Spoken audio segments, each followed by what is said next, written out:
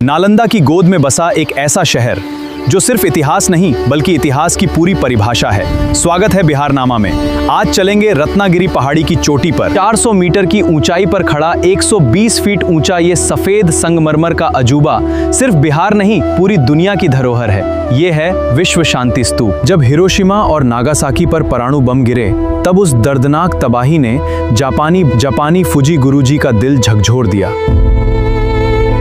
महात्मा गांधी के मित्र फूजी गुरुजी ने दुनिया में अहिंसा और शांति का संदेश फैलाने के लिए भारत में पहला शांति स्तूप बनाने का संकल्प लिया।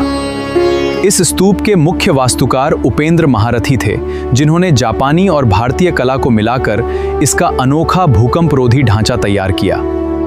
डिजाइन जापानी थी, लेकिन कोलकाता की मैकिंटॉश बर्न लिमिटेड ने इस विशाल स्तूप को पहाड़ी की चोटी पर हकीकत में बदल दिया।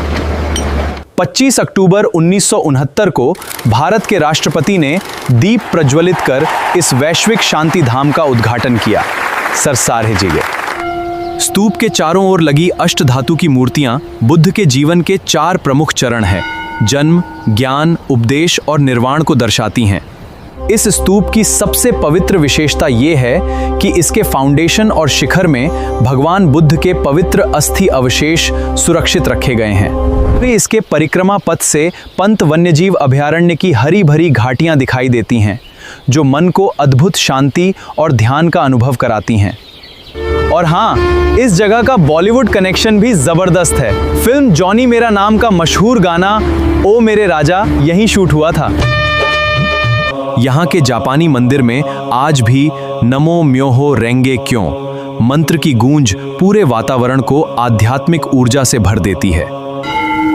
दलाई लामा ने भी इस स्थान को दुनिया की सबसे शक्तिशाली आध्यात्मिक ऊर्जा के केंद्रों में से एक बताया है।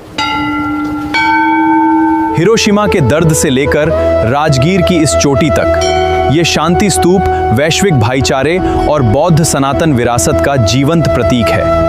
क्या आपने कभी इस ऐतिहासिक रोपवे का सफर किया है? कमेंट में जय बिहार जरूर लिखें। अगले भाग में मिलेंगे राजगीर के प्राचीन अखाड़े के साथ। जय बिहार।